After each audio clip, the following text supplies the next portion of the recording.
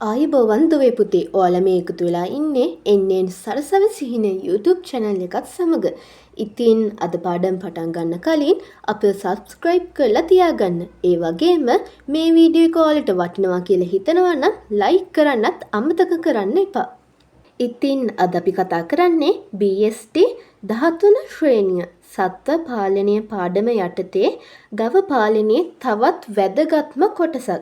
ඉතින් මේ කොටසින් අද කතා කරන්නේ කිරිවල ගුණාත්මක භාවය කෙරෙහි බලපාන ශුද්‍රජීවී විද්‍යාත්මක ප්‍රභව, කිරිවල සංයුතිය, කිරිවල අඩංගු දෛහික සෛල ගණන ආදී දේවල් ගැන. එහෙනම් දුවේ පුතේ අනිවාර්යෙන්ම පොතක් පෑනක් අරන් ලෑස්ති වෙන්න. ඉතින් දුවේ පුතේ අද අපි කතා කරන ප්‍රධාන මාතෘකාව වාණිජ කිරි නිෂ්පාදන කර්මාන්තවලට අවශ්‍ය තත්ත්ව. මොකක්ද මේ වාණිජ කිරි නිෂ්පාදන කර්මාන්තවලට අවශ්‍ය තත්ත්ව කියන්නේ? දුවේ පුතේ මෙතන මේ කියන්නේ අපි එළදෙනකගෙන් ලබා ගන්නා කිරි ආශ්‍රිත නිෂ්පාදන කර්මාන්ත ශාලාවකට අලෙවි කරනකොට ඒ කිරිවල තියෙන්න ඕන තත්ත්වය ගැන.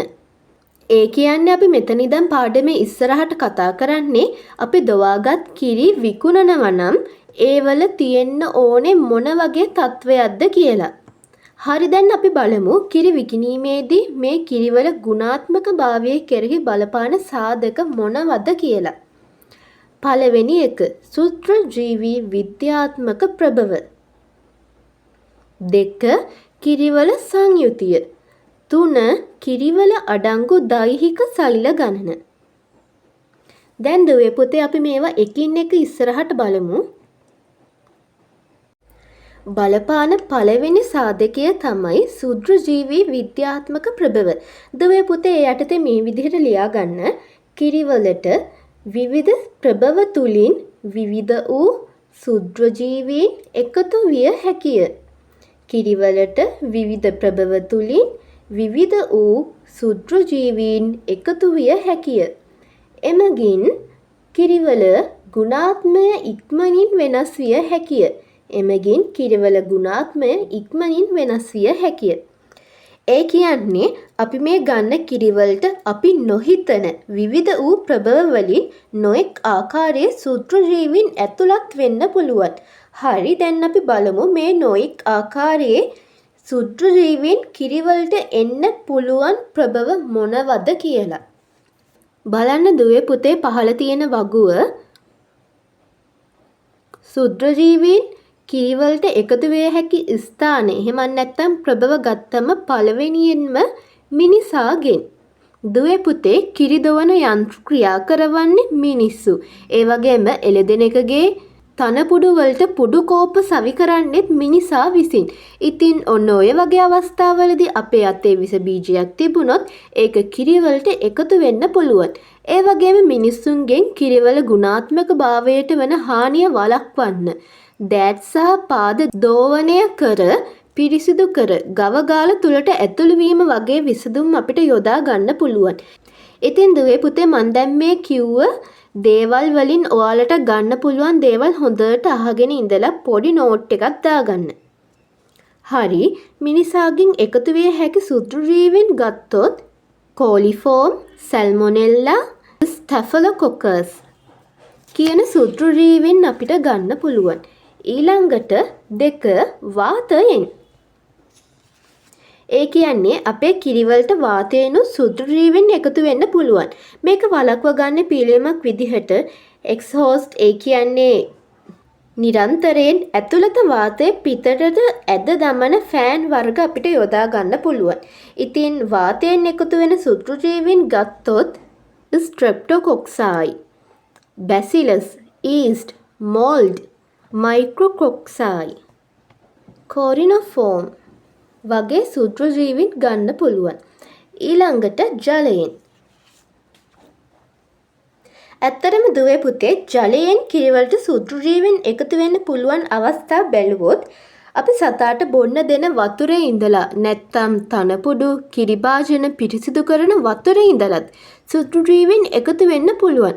මේකට පිළියමක් විදිහට උතුරවා නිවාගත් ජලය හැකිනම් සතුන්ට පානයට දීම, ඒ වගේම ක්ලෝරිනීකරණය ලද ජලය භාවිතයට යොදා ගන්න පුළුවන්. ජලයෙන් එකතු වෙන සුත්‍රජීවීන් තමයි කෝලිෆෝම්, සියුඩෝමෝනාස්, කොරිනෝෆෝම්. අන්න ඒ වගේ සුත්‍රජීවීන් තමයි ජලයෙන් එකතු වෙන්නේ. ඊළඟට බුරුලෙන්. ඒ කියන්නේ සතාගේ බුරුලේ ඉඳලත් කිරිවලට සුත්‍රජීවීන් එකතු වෙන්න පුළුවන්.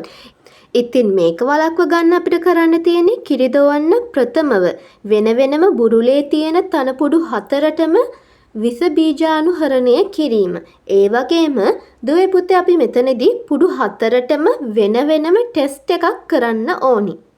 ඉතින් දුවේ පුතේ මේ බුරුලට අපි ටෙස්ට් එකක් කරන්නේ බුරුලු ප්‍රදාහය කියන රෝගය වැළඳිලාද කියලා බලන්න. ඉතින් බුරුලෙන් එකතු වෙන සුත්‍රජීවීන් ගත්තොත් ස්ට්‍රෙප්ටොකොකස්, මයික්‍රොකොකස්, කොරිනෝබැක්ටීරියම් වගේ සුත්‍රජීවීන් ගන්න පුළුවන්. ගොම වලින්.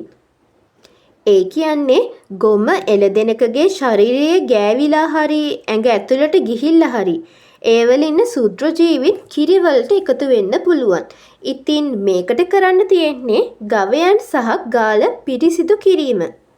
ඉතින් ගොම වලින් එකතු වෙන සුත්‍රජීවීන් ගත්තොත් ස්ට්‍රෙප්ටොකොකස්, මයික්‍රොබැක්ටීරියම්, සැල්මොනෙල්ලා වගේ සුත්‍රජීවීන් ගන්න පුළුවන්. 6. ආහාර මගින්. අපි ගවයන්ට ලබා දෙන ආහාරවල ඉඳලත් සුත්‍රජීවීන් කිරිවලට එකතු වෙන්න පුළුවන්. ඉතින් මේකට කරන්න තියෙන්නේ නිසි ප්‍රමිතියෙන් යුතු ආහාර ලබා දෙන එක. සුත්‍රජීවීන් ගත්තොත් ලැක්ටික් ඇසිඩ් බැක්ටීරියා, ක්ලොස්ට්‍රිඩියම්, ලිස්ටීරියා, බැසිලස් අන්න ඒ වගේ සුත්‍රජීවීන් ආහාර මගින් එකතු වෙන සුත්‍රජීවීන් විදිහට අපිට ගන්න පුළුවන්. 7. කිරිදොවන උපකරණ මගින්.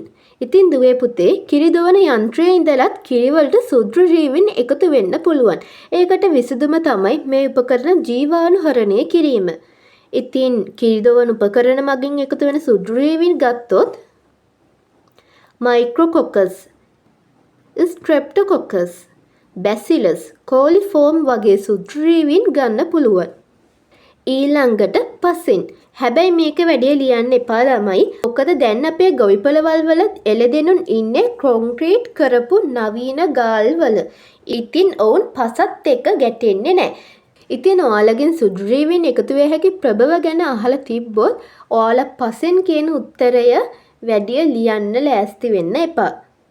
ඉතින් දුවේ පුතේ පසෙන් එකතු වෙන සුත්‍රජීවීන් ගත්තොත් කෝලිෆෝම්, බැසිලස්, සියුඩෝමෝනාස්, මයික්‍රොබැක්ටීරියම්, ඊස්ට්, මෝල්ඩ් වගේ සුත්‍රජීවීන් ගන්න පුළුවන්. හොඳයි, දැන් අපි සම්පූර්ණයෙන්ම සුත්‍රජීවී විද්‍යාත්මක ප්‍රභව ගැන කතා කරලා ඉවරයි. ඊළඟට අපිට කතා කරන්න තියෙන්නේ කිරිවල සංයුතිය ගැන. දැන් අපි බලමු කිරිවල සංයුතියට බලපාන සාධක මොනවද කියලා. කිරිවල සංයුතිය. ඒ කිව්වේ දොවා ගන්නා ලද කිරිවල ජලය, ලැක්ටෝස්, ප්‍රෝටීන්, මේදය වගේ සංඝටක කොටෙක් දුරට අඩංගුද කියලා. දැන් අපි බලමු කිරිවල සංයුතියට බලපාන සාධක මොනවද කියලා. දුවේ පුතේ මේ කිරිවල සංයුතියට බලපාන සාධක ප්‍රධාන ලෙස ආකාර දෙකක් හඳුනා ගන්න පුළුවන්. 1. ප්‍රවේණික සාධක. 2. පාරිසරික සාධක. ප්‍රවේණික සාධක ගැන වැඩිදුරටත් අපි දැන් බලමු. දුවේ පුතේ මේ ප්‍රවේණික සාධකවලත් කරුණු දෙකක් තියෙනවා. සත්ව විශේෂය හා සත්ව වර්ගය කියලා. සත්ව විශේෂය ගැන කතා කරොත් මෙන්න මේ ආකාරයට තමයි සංයුතිය වෙනස් වෙන්නේ. ඉතින් දුවේ පුතේ මෙතන පළවෙනි තීරුවෙන් දක්වලා තියෙන සත්ව විශේෂය ඊළඟට ප්‍රතිශතයක් විදිහට ජලය, ප්‍රෝටීන්, මේදය, ලැක්ටෝස්, khනිජ. ඒ වගේම අපිට මෙතන සත්ව විශේෂ දක්වලා තියෙනවා. ගවයා, එළුවා, බැටළුවා, මී ගවයා, මිනිසා. මේ වගුවේ ගවයන්ගේ මිනිසුන්ගේ වගේ අපට ප්‍රශ්න අහන්න පුළුවන් කියලා හිතන තැන් කීපයක් මතක තියාගන්න. ජලය වැඩිම කාගේද? මේදේ වැඩිම කාගේද? අන්න ඒ වගේ ප්‍රශ්නවලට උත්තර පාඩම් කරන්න. මොකද මේ වගුවම කටපාඩම් කරනවා කියන එක ප්‍රායෝගික නෑ. හැබැයි ඔයාලට දැන් ඕන තරම් වෙලාව තියෙනවා නම් පාඩම් කරගන්න පුළුවන්. හැබැයි මං ඔයාලට පොඩි උපදෙසක් දෙන්නම්. එලෙවල් කරන ළමයෙක්ට එක විනාඩියක තරම්වත් අමතර කාලයක් තියෙන්න විදිහක් නෑ. ඉතින් දුවේ පුතේ මේ වගුව බලද්දී අපිට පේනවා ගවයාගේ තමයි ජල ප්‍රතිශතය වැඩිම. ඒ වගේම එළුවගේ තමයි ජල ප්‍රතිශතය අඩුම. ප්‍රෝටීන් ගත්තොත් අඩුම අගයක ඉන්නේ මිනිස්සගේ, ඒ කියන්නේ 1.6යි 3ක්. වැඩිම අගයක ඉන්නේ ගවයයි, කියන්නේ 5.28ක්. මේ දේ ගත්තොත් දුවේ පුතේ අපිට වැඩිම අගයක් පෙන්වන්නේ බැටළුවන්ගේ. ඒ කියන්නේ 7.9යි බිඳුවක්. ඒ අගේ ගවයගේ ගත්තොත් නම් 3.49යි, මිනිසගේ ගත්තොත් 3.75යි. ඒ වගේම එළුවන්ගේ තමයි අඩුම මේ දෙයක් තියෙන්නේ 3.5යි 2ක්. ඊළඟට ලැක්ටෝස් ගත්තම වැඩිම තියෙන්නේ මිනිසුන්ගේ 6.9යි 8ක අගයක් තියෙනවා. එතකොට අඩුවෙන්ම තියෙන්නේ එළුවන්ගේ 4.2යි 7ක්. ඒකේ ගවයෝ තියෙන්නේ 4.4යි 6ක්. ඊළඟට khනිජ ගත්තම khනිජ බොහෝම අඩු ප්‍රමාණයක් තමයි අපේ කිරිවල අඩංගු වෙන්නේ.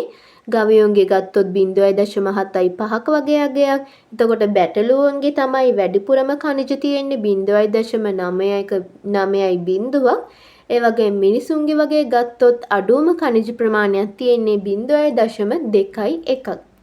ඉතින් ඔන්න ඔය විදිහට වගුවේ වැදගත් සත්ව විශේෂ පාඩම් කරගන්න.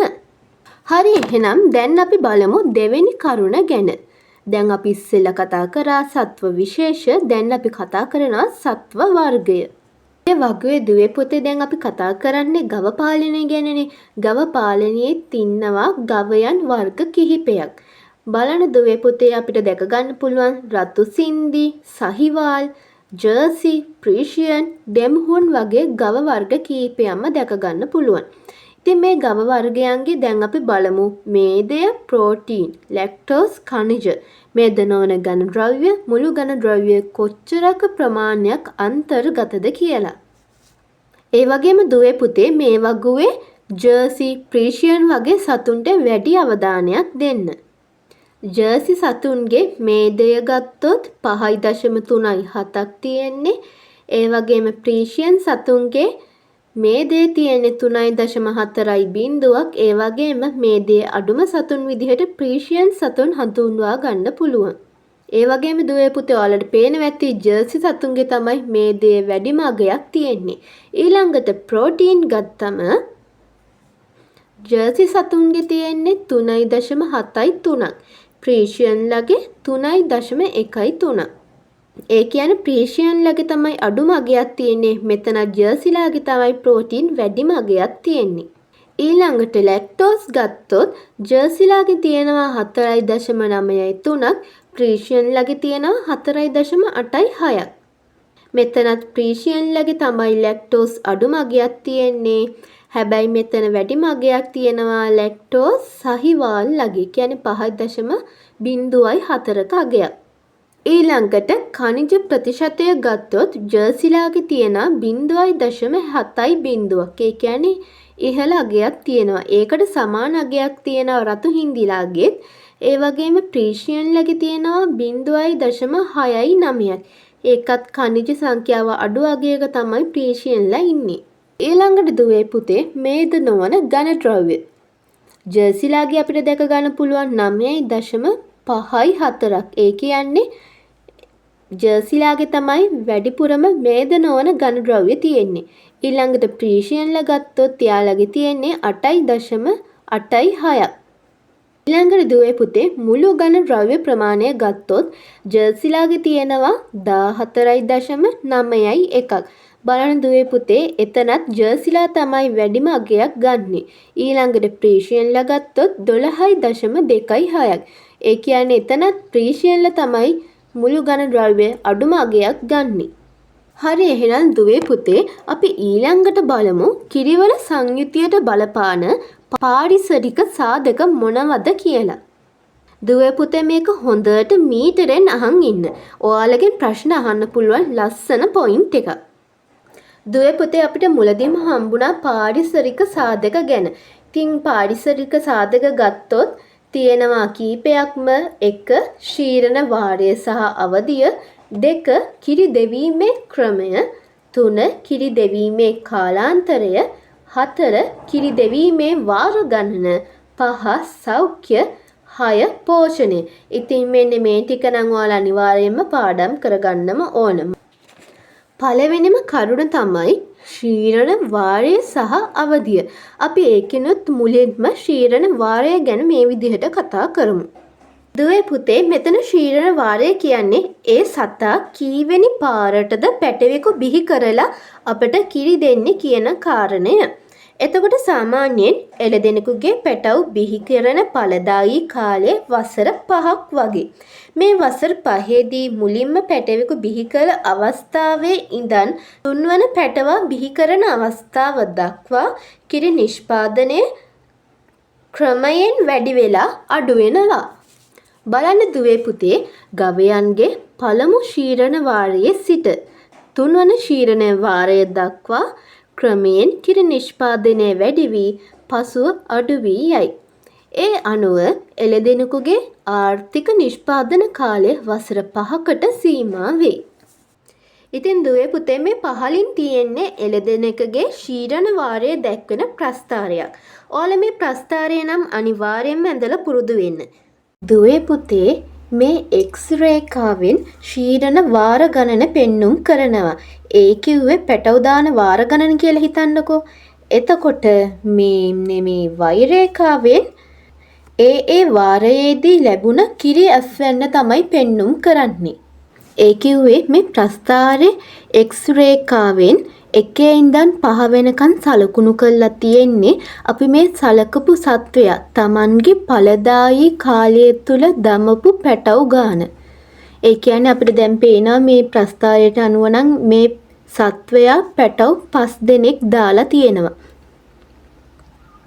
බලන්න දුවේ පුතේ එතකොට මේ තුන්වෙනි පැටියාගෙන් තමයි වැඩිපුරම කිරි අස්වැන්නක් ලබා ගන්න පුළුවන් වෙන්නේ. ඒ කියන්නේ 1 ඉඳන් 3 වෙනකන් ක්‍රමිකව වැඩි වෙලා 3 ඉඳන් 5 වෙනි පැටියා වෙනකන් ක්‍රමිකව අඩු වෙනවා. හැබැයි 5 ඉඳන් 0ට යනකම්ම ක්‍රමිකව අඩු වෙලා යන්නේ. එතනින් නතර වෙනවා. මොකද ඒ සත්වයා එතනින් එහාට ආයේ පැටව දාන්නේ නැහැ. හිතන්නකෝ යම්කිසි එළදෙනෙක් හොඳට නිරෝගීව ඉන්නවා කියලා. ඒ සතාගේ එතකොට ඵලදායී කාලය වසර 6ක් වුණා කියලා හිතන්නකෝ. ඒ කියන්නේ මෙන්න මේ රේඛාව මෙතනින් නතර වෙන්නේ නැතුව 6 කියන ස්ථානයේ වෙනකම්ම ක්‍රමිකව අඩු වෙමින් එනවා. ඊට පස්සේ හැබැයි 6 වෙනි වාරයේ කියන තැනින් රේඛාව නතර වෙනවා. මොකද 6 වෙනි පැටිය දැම්මට පස්සේ ආයේ කිරි අස්වැන්නක් ලැබෙන්නේ නැති හින්දා. හොඳයි දුවේ පුතේ අපි දැන් පාරිසරික සාධක යටතේ පළවෙනි කරුණෙන් ශීරණ වාරය ගැන කතා කරා. අපි ඊළඟට කතා කරමු ශීරණ අවධිය ගැන. දුවේ පුතේ අපි ශීරණ අවධිය ගැන කතා කරනකොට බොහෝ එළදෙනුන්ගේ ශීරණයේ මුල් සති 6-8 අතර ක්‍රමයෙන් කිරි නිෂ්පාදනය ඉහළ යන අතර පසුව ක්‍රමයෙන් අඩු වේ. ඒ කියන්නේ ශීරණයේ මුල් සති 6-8 අතර තමයි කිරි නිෂ්පාදනය ක්‍රමයෙන් ඉහළ යන්නේ. පසුව ඒ කියන්නේ පැටවා හම්බෙලා ටික කාලයක් යනකොට සති 6-8ක් ගිහින් ඉවර වෙනකොට කිරි නිෂ්පාදනය ක්‍රමයෙන් අඩු වෙනවා. බලන්න මේ තියෙන්නේ ශීරණ අවධිය අනුව දැක්වෙන ප්‍රස්ථාරයක්. මේකේ මේ X රේඛාව මගින් ශීරණ අවධියේ ඒ කියන්නේ එක් වාරයකදී කිරි ලබා දෙන දින ගණනත් Y රේඛාවෙන් ඝන ද්‍රව්‍ය සාන්ද්‍රණයත් පෙන්눔 කරනවා. මේ ඝන ද්‍රව්‍ය සාන්ද්‍රණයට අපි මෙතනදී ගන්නේ මේදය, ලැක්ටෝස්, ප්‍රෝටීන් වගේ දේවල්.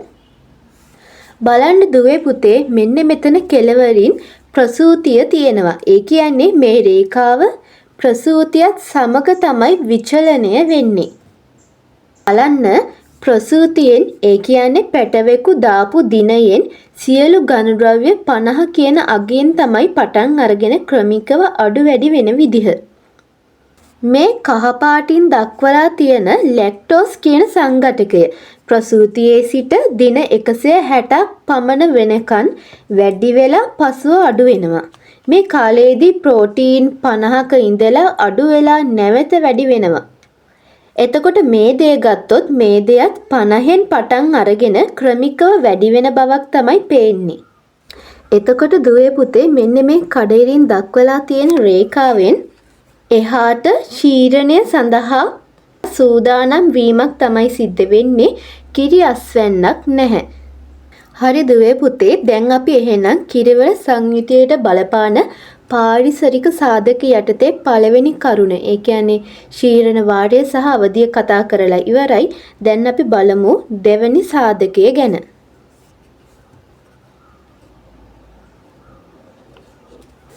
දෙක ගත්තොත් ඒ කිව්වේ කිරිවල සංයුතියට බලපාන පාරිසරික සාධක යටතේ අපිට හමුවන දෙවෙනි කරුණ තමයි කිරි දෙවීමේ ක්‍රමය.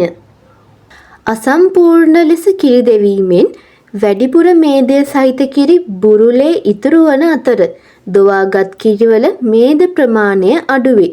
ඒ කියන්නේ දුවේ පුතේ අසම්පූර්ණ විදිහට කිරි දෙවුවොත් අපිට අවශ්‍ය කරන මේදය සහිත කිරි බුරුලේ ඉතුරු වෙනවා. එතකොට අපේ නිෂ්පාදනයේ වටිනාකම තත්වය බාලයි.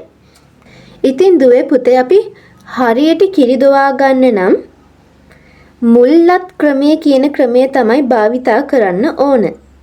ඒ වගේම තමයි දුවේ පුතේ මම මෙතනදී පොඩි දෙයක් කියන්නම්. ඒක ඔයාලා අමතර දෙයක් විදිහට මතක තියාගන්න. මුලින්ම පැටවට කිරි දීලා පස්සේ තමයි අපි කිරි දොවා ගන්න ඕන.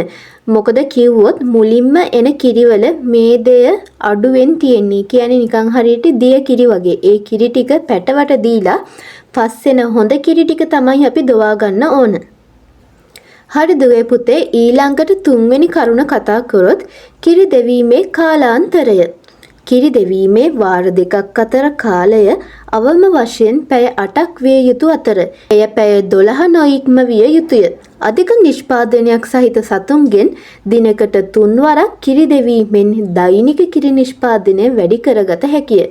ඒ කියන්නේ අපි කිරි දොවන්නේ සාමාන්‍යයෙන් පැය 8න් 8ට. හැබැයි ඒ අගය පැය 12ක් වෙන්න හොඳ නැහැ. එහෙම පැය 12ක් වෙනකන් ඉන්නේ නැති වෙන්න හේතුව තමයි පැය 12 ඉක්ම වූ විට මේදය ප්‍රෝටීන අඩු වෙලා සංයුතිය වෙනස් වෙනවා. අන්න ඒක හොඳට ටච් කරගන්න අමතර කරුණක් විදිහට. ඊළඟට 4 කිරි දෙවීමේ වාර ගණන. බලන්න දුවේ පුතේ සාමාන්‍ය වාර ගණන දෙකක් වන නමුත් අධික කිරි නිෂ්පාදනයක් සහිත එළදෙනුන්ගෙන් දිනකට වාර 3ක් කිරි දොවා ගන්න පුළුවන්. ඊළඟ කරුණ බලන්න දුවේ පුතේ 5 සෞඛ්‍ය. නිරෝගී සතුන්ගෙන් කිරි නිෂ්පාදනය වැඩිය. බුරුල් ප්‍රදාහය වැනි රෝග නිසා නිෂ්පාදනය අඩුවේ. එබැවින්ම බුරුල් ප්‍රදාහයට ලක් වූ ගවයින්ගෙන් කිරිවල ලැක්ටෝස් ප්‍රමාණය අඩුවීමද, ලවණ ප්‍රමාණය වැඩිවීමද, මුළු ඝනද්‍රව්‍ය ප්‍රමාණය අඩුවීමද දැකිය හැකිය. දුවේ පුතේ අපි සාමාන්‍යයෙන් කිරි දොවද්දී තනපුඩු වලට ටෙස්ට් එකක් කරලා තමයි කිරි දොවන්නේ. ඒ කියන්නේ තනපුඩු 4ක් තියෙනවනේ මේ 4ට වෙන වෙනම පරීක්ෂා කරලා බලනවා බුරුල් ප්‍රදාහයට ලක් වෙලාද කියලා. යම්කිසි එළදෙනකගේ මේ පුඩු 4න් එක පුඩුවක හරි බුරුල් ප්‍රදාහය කියන රෝගය වැළඳිලා තිබ්බොත් අපි ඒ දොවා ගන්නා කිරිවල ලැක්ටෝස් ප්‍රමාණය අඩුයි. ඒ වගේම තමයි දුවේ පුතේ බුරුල් ප්‍රදාහය වැළඳිලා නම් කිරිවල ලවණ ප්‍රමාණය වැඩි, මුළු ඝනද්‍රව්‍ය ප්‍රමාණය අඩුයි. එතකොට අපිට ඒ කිරි අලෙවි කරන්න බෑ. ඒවා තත්වයෙන් බාලයි. අනික ඒ වලට රෝගයකොත් වැළඳිලා තියෙන්නේ. ඊළඟ කරුණක් බලන්න දුවේ පුතේ 6 පෝෂණය. ඒ කියන්නේ බලන්න දුවේ පුතේ අපේ මේ අලෙවි කරන කිරිවල සංයුතියට බලපාන පාරිසරික සාධක යටතේ අන්තිමටම අපි බලන්නේ පෝෂණය කියන කාරණය. ඒ කාරණේ ගත්තොත් සතාට ලබා දෙන ආහාර ශරීර වර්ධනයට මෙන්ම කිරි නිෂ්පාදනයටද වැය වේ. එබැවින් ශීරණ අවධියේදී සතාට තුලිත ආහාර වේලක් ලබා දීමෙන් සංයුතියෙන් ඉහළ කිරි අස්වැන්නක් ලබා ගන්න පුළුවන්. ඒ කියන්නේ දෙවියන් පුතේ සරලවම කිව්වොත් අපි මේ සතාට කන්න දෙන්නේ අඩුවෙන් නම් අපිට ගන්න වෙන්නේ ඒ තරම්ම කිරි ප්‍රමාණයක්. අපි වැඩි කිරි ප්‍රමාණයක් ලබා ගන්න ඕන නම් මේ සතාට තුලිත හොඳ ආහාර වේලක් ලබා දෙන්න ඕන. දෙවියන් පුතේ අපි මේ කිරිවල ගුණාත්මක භාවය කෙරෙහි බලපාන සාධක වලින් සුද්‍රීවි විද්‍යාත්මක ප්‍රභව හා කිරිවල සංයුතිය සම්පූර්ණයෙන්ම කතා කරලා ඉවරයි. ඊළඟට අපි බලමු තුන්වෙනි කරුණ කිරිවල අඩංගු දෛහික සෛල ගණන ගැන. හරි පුතේ කිරිවල අඩංගු දෛහික සෛල ගැන කතා කරනකොට දෛහික සෛල කියන්නේ කිරිවල ඇති සුදු රුධිරාණු සෛල වගේ සෛලවලට. අපි මෙතනදී බලන්නේ මේ කිරිවල දෛහික සෛල කොච්චරක් තියෙනවද කියලා. ඒ කියන්නේ ඒ තියෙන ගානෙන් අපිට දල අදහසක් ගන්න පුළුවන් මේ කිරිවල ගුණාත්මක භාවය ගැන. බලන්න දුවේ පුතේ කිරිවල අඩංගු දෛහික සෛල ගණන වැඩි වන විට ඒ කියන්නේ සුද්‍රුජීවී ආසාදන ඇති විට එම කිරිවල ගුණාත්මක භාවය අඩු වේ. සාමාන්‍යයෙන් නිරෝගී දෙනෙකගේ ශීරණ ග්‍රන්ථියෙහි මිලිලීටරයකට SCC ඒ කියන්නේ somatic cell count දසලක්ෂයක් ඒ කියන්නේ ලක්ෂ 10කට වඩා අඩු ප්‍රමාණයකින් දෛහික සෛල සංඛ්‍යාවක් පැවතිය යුතුයි. ඒ කියන්නේ සුද්‍රීවී ආසාදනයක් තියෙයි නම් දෛහික සෛල ගණන වැඩි. හරි දැන් අපි සම්පූර්ණයෙන්ම කිරිවල ගුණාත්මක භාවයට බලපාන සාධක කතා කරලා ඉවරයි. ඊළඟට අපිට කතා කරන්න තියෙන්නේ කිරිවලට කරන ප්‍රමාණාත්මක හා ගුණාත්මක පරීක්ෂණ. ඉතින් මම ඒ ගැන වෙනම වීඩියෝ එකක් කරලා දාන්නම්. ඉතින් මේ වීඩියෝ එක ඔයාලට වටිනවා කියලා හිතනවා නම් ඔයාලගේ දැනුම අලුත් වුණා කියලා හිතනවා නම් ලයික් කරන්න, ඒ වගේම subscribe කරලා අපිව තියාගන්න. ඒ වගේම ඔයාලගේ අදහස පහලින් කමෙන්ට් කරන්න. එහෙනම් අදට මම සමුගන්නවා. ඔබගේ සරසවි සිහිනේ සාර්ථක වේවා.